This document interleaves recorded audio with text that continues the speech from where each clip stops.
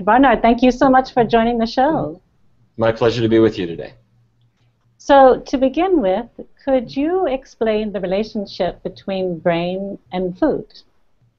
Yes, many people find that their brain is not behaving quite as it should. We might be a young, otherwise healthy person, but you can have lapses where you might see an old friend, but somehow their name is not coming to mind. And as we get older, these things can happen more and more frequently.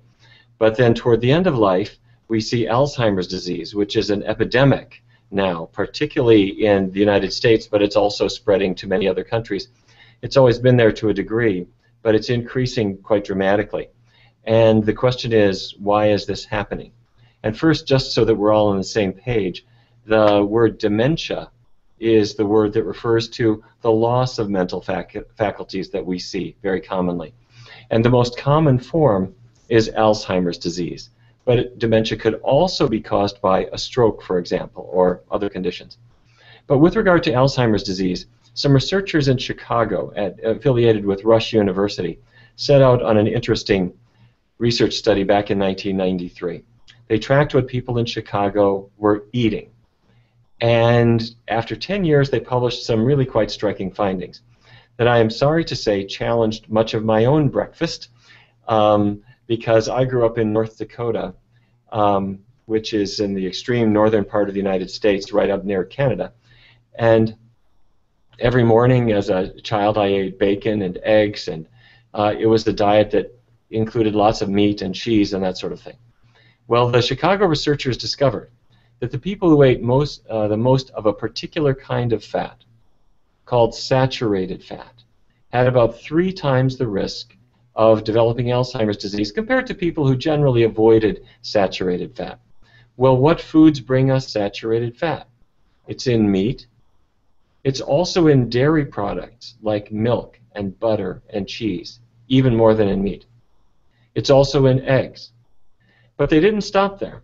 They found that also people in Chicago eating lots of donuts and snack pastries had a high level of Alzheimer's disease. And in this case, the culprit seemed to be what are called trans fats. These are vegetable oils that are chemically hardened to make them rather like an animal fat. And the people who ate the most trans fats had 5 times the risk of Alzheimer's disease. But then, contrarily, they also showed that people who ate more vegetables and fruits tended to be healthier. People who got nuts or seeds, which are rich in vitamin E, tended to cut their risk of Alzheimer's quite dramatically as well. So we've looked around the world, and we found that many different research teams, not just the ones in Chicago, but many others, have given us good information about how we can prevent this disease. And I'm separating things into the foods that are not so good for us that we want to get away from, and the foods that we want to emphasize. The things that we want to get away from are animal-derived foods, meats, dairy products, eggs. The fat that they contain is harmful to the brain. The things that we want to embrace, I put them in 4 groups: vegetables, fruits, whole grains, and the bean group, or the legume group. First of all, they have a little bit of fat, but not much, and very little of the saturated fat, no cholesterol. But they are particularly rich, not just in vitamin E, but many other protective compounds. So, to make a long story short, when we either raise children with these healthy foods, or maybe later in life we switch to a diet that avoids the animal products and embraces these 4 healthy food groups, we're going to do well. Now, there's one caveat that I'd like to raise, and that's vitamin B12. That's actually my one exception. I think that best comes from a supplement or from supplemented foods because it's much more absorbable. And some people do run low in B12. But if you're eating your vegetables, fruits, whole grains, beans, getting a source of vitamin B12, which could be any common supplement, you're going to do well. And we have a lot of evidence. I don't think that we will prevent all cases of Alzheimer's, but I think we can prevent 70 to 80% of them. Wonderful. So in your book, Power Foods for the Brain, you outline a 3-step plan to protecting your mind and strengthening your memory.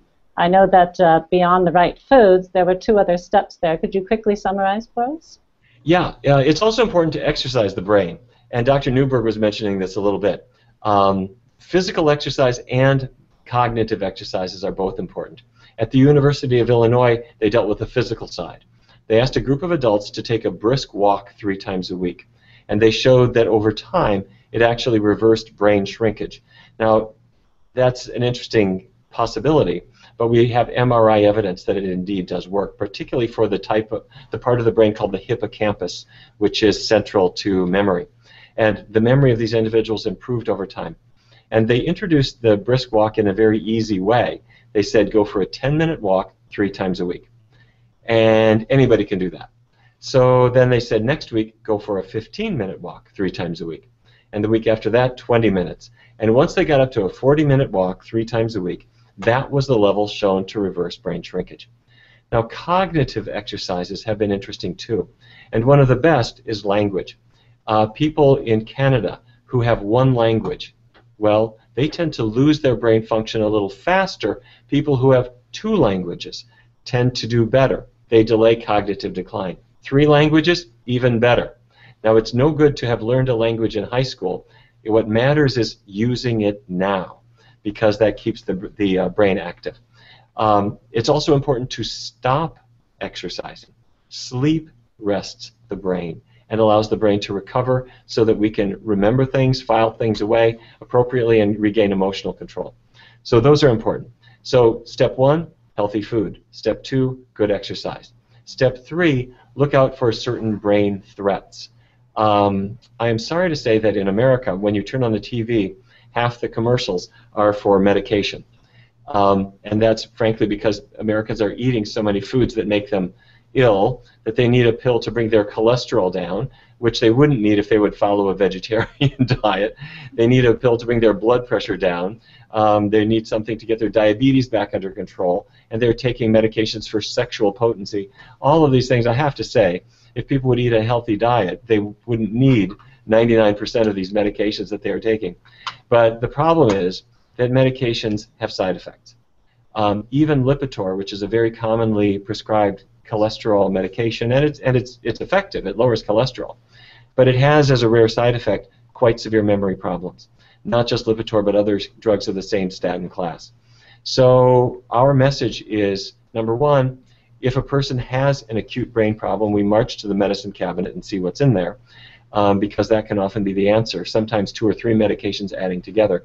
But also, when people are on a really healthy diet, which in my view is a plant-based diet, I mean a vegan diet that does not have animal products in it and is rich in healthy foods, they are much less likely to require these kinds of medications.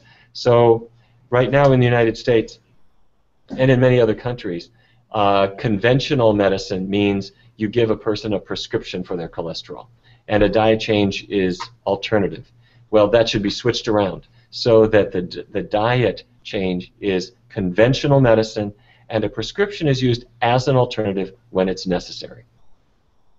Thank you, Dr. Barnard. Very interesting, and thank you so much for sharing your practical knowledge with us. My pleasure.